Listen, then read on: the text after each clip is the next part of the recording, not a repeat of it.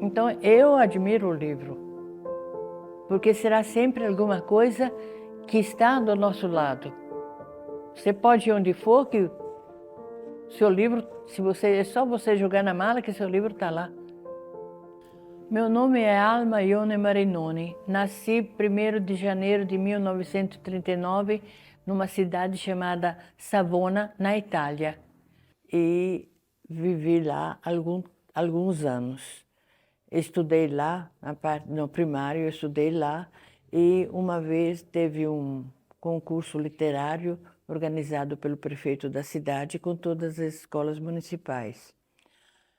E nesse concurso literário, quem ganhou, na minha sala de aula, quem ganhou fui eu. O nome de Alma Marinoni fez muito sucesso devido a este prêmio, que foi da cidade, fomos escolhidos na cidade inteira, cada colégio tinha um aluno. E Alma Marinoni representou a escola dela, Villa Pliana, que chamava essa escola. Meu pai, ele era oficial do Gênova Cavalaria, mas, por sorte nossa, ele fazia parte também de um serviço que não tinha nada a ver com o Gênova Cavalaria. E mandaram ele para a África, porque na África tinham colônias italianas e tinham que fazer aquedutos. Então mandaram ele para ver o que estava acontecendo com esses aquedutos. E a guerra começou e meu pai ficou preso na África e o Gênova Cavalaria foi mandado para a Rússia. Voltou só um cavalo. E por um acaso do destino, o cavalo do coronel. Meu pai salvou porque ele estava na África. Porque se ele estivesse na Itália, ia para a Rússia ele também, né? O destino não quis, né? Eu lembro coisas da guerra assim. Eu era muito nenê, certo? Mas eu lembro coisas, por exemplo, nós morávamos em Savona, na época. Mamãe morava no apartamento nosso. E teve embaixo do prédio, construíram, eu acho que deveria ser um lugar para pôr um depósito, coisa parecida, e eles fizeram lá um refúgio para quando tocasse as sereias, para avisar que tinha bombardeio, a gente se enfiava lá dentro. E uma noite, essa noite eu lembro, mamãe me pegou no colo e descemos desceu as escadas comigo no colo. Eu devia ter 2 anos, por aí, 3. Tinha, assim, cachorros uivando, mas uivando, uivando. A minha mãe, nossa, coitado desses bichos, onde será que esses bichos estão? E tinha um senhor que já tinha participado da guerra e estava com ferimento, devolveram ele para casa. E ele falava para minha mãe, não preocupa não, não preocupa não. Quando acabou o bombardeio, que os sinos tocaram para a gente que podia sair, ele bateu assim, a mãozinha no ombro da minha mãe, senhora, não eram cachorros uivando, eram bombas descendo. O silvio da bomba parecia um cachorro uivando. Aí meu pai, ela sabia que meu pai não queria que nós ficássemos aí. A família tinha, uma parte da família tinha cidadezinhas no interior, nas montanhas. Aí minha mãe pegou e fomos na casa da tia dela, minha irmã da minha avó, e fomos morar lá para fazer as vontades do meu pai, que a gente também não sabia se estava vivo ou se estava morto. Depois, quando nós saímos dessa cidadezinha, voltamos para Savona, o apartamento da mamãe era cinzas. A bomba caiu em cima. Aí, passado alguns tempos, meu pai voltou para a Itália, não se adaptou à vida da Itália daquela época, com a política daquela época. Então, lembrou que nós temos parentes no Uruguai. Era o irmão do meu avô materno. Só que no Uruguai não tinha nada para fazer. Como engenheiro, ele não tinha como, porque ele tinha conhecido o embaixador uruguaio, que prometeu para ele, nossa, maravilhas. Aí ele entrou em contato com esse tio nosso e foi para lá, somente que as maravilhas não existiam, né? Aí veio para o Brasil para fazer uma visita no Butantã, pegar amostras para voltar para a África, porque lá estava cheio de cobras, ele sabia do Butantã. Infelizmente, ele teve um incidente no banheiro, escorregou no tapete que tinha. Era uns tapetes que usava naquela época de madeira.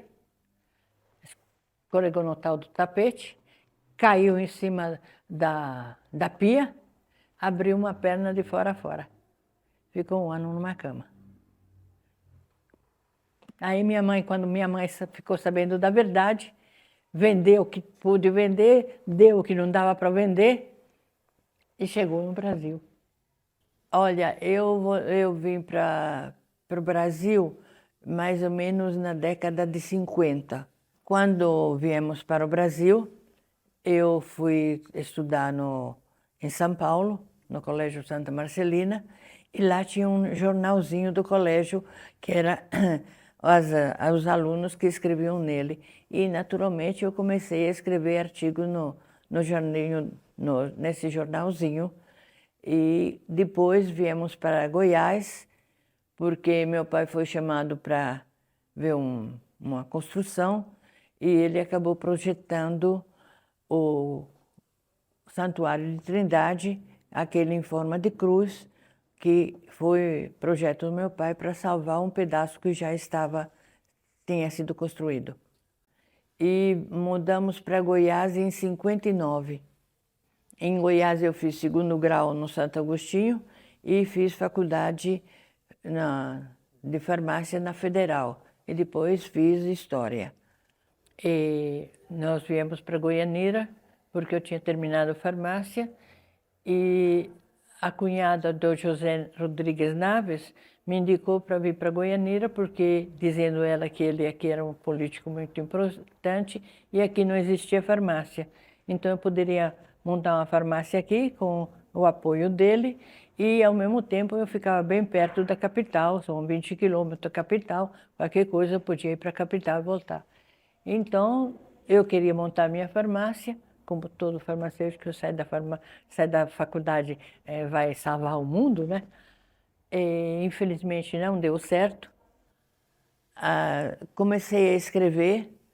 Primeiro eu fui dar aula em Umas, porque eu estava procurando começar a trabalhar, fui dar aula em Umas e lá lancei meu primeiro livro, um livro de poesias que se chamava Retalhos de Poesia. Esse livro foi lançado em 1969. Depois, lá mesmo, lancei meu primeiro romance, A Velha História do Amor. Do Colégio de Inhumas, depois eu passei para o Liceu de Goiânia. Passei para o Liceu de Goiânia e continuei com os meus livros. Mas o Liceu já não estava dando muito tempo para escrever. Escrevi Nas Asas do Vento, que era um livro de poesias, e esse livro foi naquela época existiam livrarias, foi na livraria, foi muito vendido, depois levei para Brasília, porque lá eu tinha amigas em Brasília, me pediram para levar lá, e também lá foi muito vendido, e o pessoal da Arcádia Goiânia de Cultura leu esse livro, se entusiasmou e me convidou para fazer parte da Arcádia de Goiânia de Cultura. Entrei como membro da Arcádia. Nesse tempo eu deveria ter meus 30 anos, por aí. Aí comecei a escrever, escrevi romances, escrevi vários livros. Eu escrevi para as crianças, eu escrevi Sonhos de Pedro, depois escrevi O Milagre do Anjinho, depois veio Os Gansos do Campidoglio, que é uma lenda italiana que diz que os guardas que montavam guarda na Roma antiga, no começo da Roma, eles dormiram e os invasores começaram a subir pelos muros para invadir. E os gansos que estavam acordados, eles fizeram uma algazarra danada e acordaram os guardas, e os guardas conseguiram vencer os intrusos. Então eu fiz uma história para crianças baseada nessa lenda. O Planeta Vermelho, eu mandei uma turma de terrestres para Marte e lá eles começaram a fazer uma colônia. O Planeta Vermelho teve muita aceitação, o livro, especialmente num colégio que já não existe mais, em Itaúsu. Era o Cristo Redentor. Me chamaram, os alunos depois me chamaram, eles tinham preparado numa sala, eles fizeram tudo aquilo que eu tinha feito no livro, as cabanas, as coisas, tudo aquilo que eu tinha idealizado no livro, eles fizeram em papelão, naturalmente, né? Mas ficou muito, muito bonito. Fiquei muito, muito empolgada. Aí, como eu me empolguei demais, eu fiz ao seguir o planeta, eu coloquei então Mistérios do Planeta Vermelho, que era a continuação do Planeta Vermelho. Nos Mistérios, teve gente que foi lá da Terra, se transferiu lá para o planeta, para Marte, e descobriram depois coisas de Marte, inclusive uma espécie de esqueleto que não era um esqueleto humano, mas não era um esqueleto animal, e ficaram discutindo essa história do esqueleto. E gente terrestre foi mandada para morrer em Marte porque estavam atrapalhando os planos políticos da Terra e já encontraram essa colônia que já estava lá e se tornaram amigos e começaram a conviver juntos. O Velho Tema do Amor foi meu primeiro romance.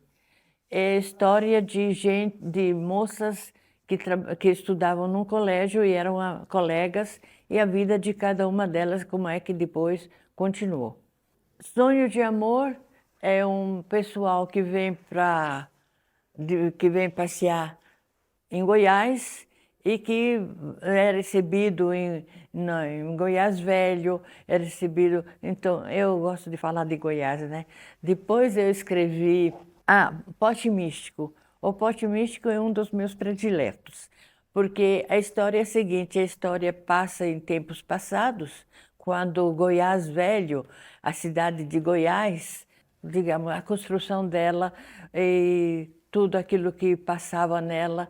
Então, tinha gente que tinha uma moça muito bonita que era professora, então ela gostava de um rapaz, o rapaz gostava dela, mas tinha outro rapaz que gostava dela, então ele mandou fazer um pote de escravos fugidos. Eles faziam coisas de macumbaria, de feitiçaria. Então ele pediu para fazer um pote para dar de presente no casamento dela, para destruir o casamento e ele poder casar com ela. Vidas Paralelas me acusaram de eu querer escrever um livro espírita. Não, não escrevi um livro espírita. Eu acho que existe uma vida além túmulo.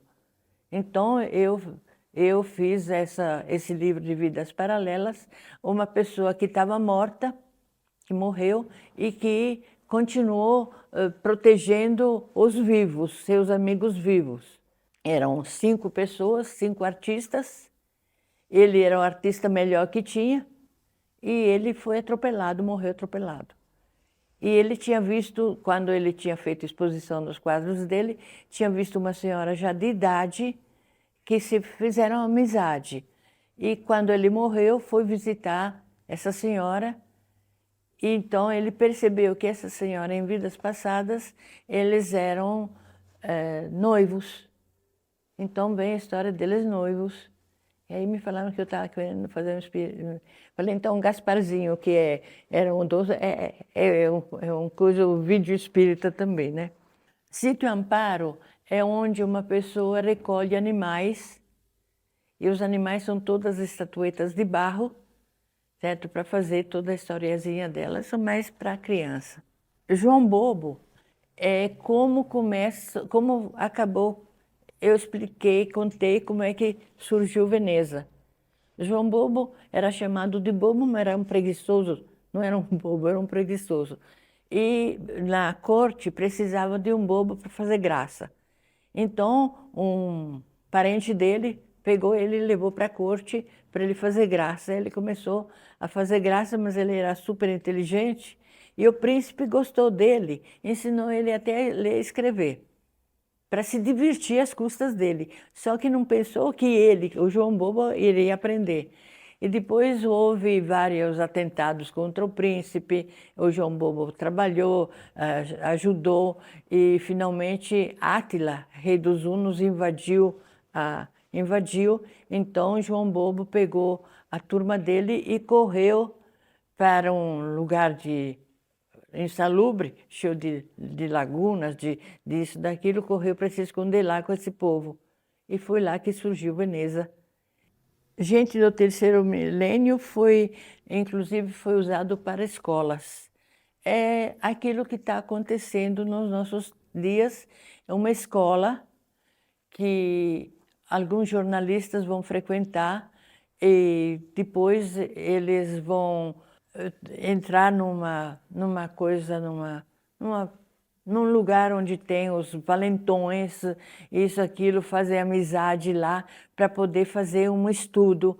50 anos de lembranças é esse que está na minha mão. Esses 50 anos de lembranças, a capa dele, essa capa, é um monumento que existe em Roma. E nesse monumento nós temos um soldado enterrado lá, com todas as honrarias, e acharam um soldado sem identificação. Ninguém sabe se é italiano, se é inglês, se é alemão, não sabem e nem querem saber.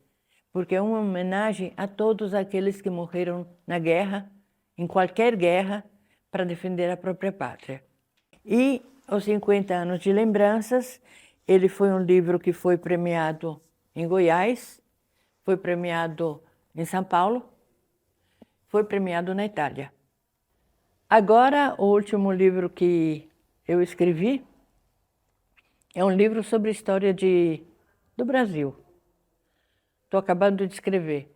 Mas assim, não estou pondo personagens históricos, isso, aquilo. Estou pegando coisas assim, aconteceu isso num canto, aconteceu aquilo num canto, certo? Eu não faço um livro de história para a escola. Simplesmente coisas que não foram faladas, que não foram escritas. Por exemplo, Dom João VI foi embora do Brasil porque ele precisou voltar para Portugal. Ele foi e deixou Dom Pedro I. Quando ele chegou em Portugal, o filho dele, Dom Miguel, queria assumir o governo, queria ser o rei. A mulher dele, a dona Carlota, ela dava apoio ao filho e não ao marido. Então, o que é que ele fez? Ele pegou, exilou o filho dele, colocou a dona Carlota num castelo, com todos os serviciais, e ele foi ser rei. O que é que eles fizeram, então? Deu estricnina para o rei e o rei morreu. Isso ninguém sabe. Então, eu estou colocando coisas que não estão nos livros de história escolares. Coisas que eu acho que a gente deveria de saber. E tem um outro livro que eu acho muito importante falar nele, Desbravadores.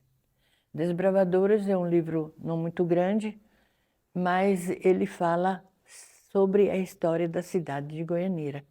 Desde o comecinho, desde quando o padre andava de burrinho para dar assistência religiosa, até os dias nossos da cidade. Infelizmente, esse livro teve muita aceitação, mas infelizmente eu achei uma coisa assim esquisita. Os moradores de Goianira não sabem nem. O livro foi lançado, fizemos um lançamento de livro muito bom, muito bem feito. Quem comprou o livro e tem parentes fora do Brasil, mandou livro para os Estados Unidos, mandou livro para a Inglaterra, mandou livro para a Holanda, mandou livro para a Bélgica. E em Goianira parece que o povo não se importa. Eu gostaria que a gente conseguisse mudar a mentalidade da cidade de Goianira, que Goianira teria tudo para se tornar uma cidade igual tínhamos o Embu, que era uma cidade só de artistas. Porque nós temos pintores, nós temos escultores, nós temos escritores. Então essa cidade poderia se tornar uma cidade de cultura, uma cidade onde a arte desabrochasse. E, no entanto, porque enquanto a arte é cultura, porque o artista, para escrever um livro, ele tem que saber, primeiro tem que saber escrever, certo? Então o cara primeiro ele tem que aprender o português, primeira coisa. Aquele que vai pintar, ele tem que ver quais são os mestres que ele teve durante centenas de anos. E, como diz o outro, eu acho que nós temos artistas. Eu gostaria que alguém que fosse no poder da cidade se preocupasse com isso. Nós temos artistas. O povo fala para mim, a senhora é a Cora Coralina de Goianira. Muito bem, eu sou a Cora Coralina de Goianira. Tudo bem. Cora Coralina foi minha amiga quando eu fazia parte da Arcádia. A gente ia muito lá, em Goiás Velho. Ia muito na Cora Coralina e ia muito na Lindóia. A Lindóia fazia quadros maravilhosos usando areia, que lá tem um punhado de areias de cores diferentes. Então ela usava areia para fazer quadros. A Cora Coralina escrevia poesias maravilhosas.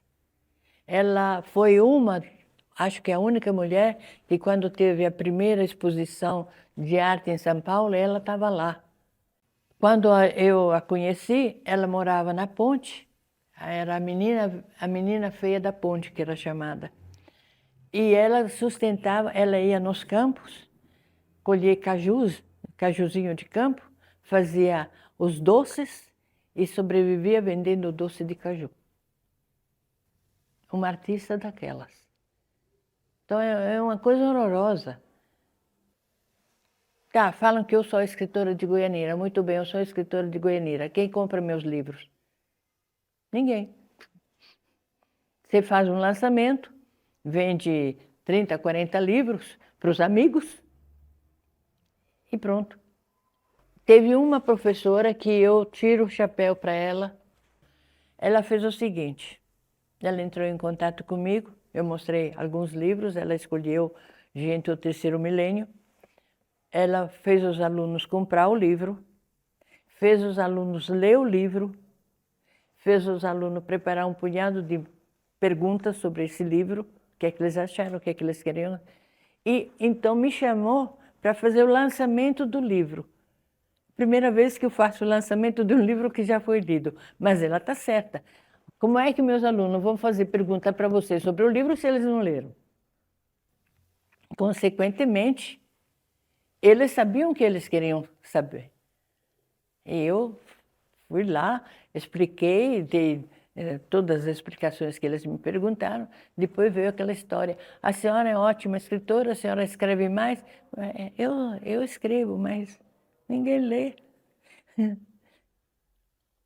Porque o problema, eu acho que o problema principal do ser humano é usar a cabeça dele.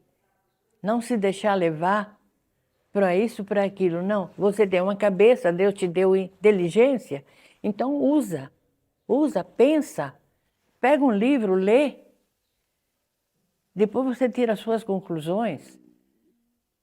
Olha, você tem uma criança dentro de casa, então começa a ensinar ela a ler. Tem livros infantis muito bonitos. Põe um livro infantil para que a criança aprenda a ler. Que quando ele for um adulto, ele pegue um livro de importância para ele, qualquer coisa que ele precise, ele saiba pegar um livro. Olha, eu escrevo porque eu gosto de escrever, certo? Mas eu gostaria, não só os meus livros, não só mas os livros que têm um sentido, eu gostaria que o pessoal se interessasse pelo livro, pelo seguinte, no meu ponto de vista, que não é obrigatório ser o certo, né? Se eu quero ver um filme, eu tenho que sentar na frente da televisão a hora que a televisão manda. Se eu quero ver uma outra coisa, eu tenho que sentar na frente lá na hora que mandam, né? Agora, se eu pego um livro, eu vou pegar um ônibus para ir trabalhar, pego o meu livro, abro, quando eu chego, fecho o livro, ele está lá me esperando. Eu que mando no tempo do livro, e não o livro que manda no meu tempo. Teve um aluno meu que falou para mim, professora, depois que eu li um livro da senhora, eu descobri que é bom ler. Eu falei, que bom. Não, eu descobri, é bom ler. A gente vive um outro espaço. A gente se... Eu falei, eu gostaria que você falasse para os seus colegas, incentivasse seus colegas. Porque quem lê tem cultura.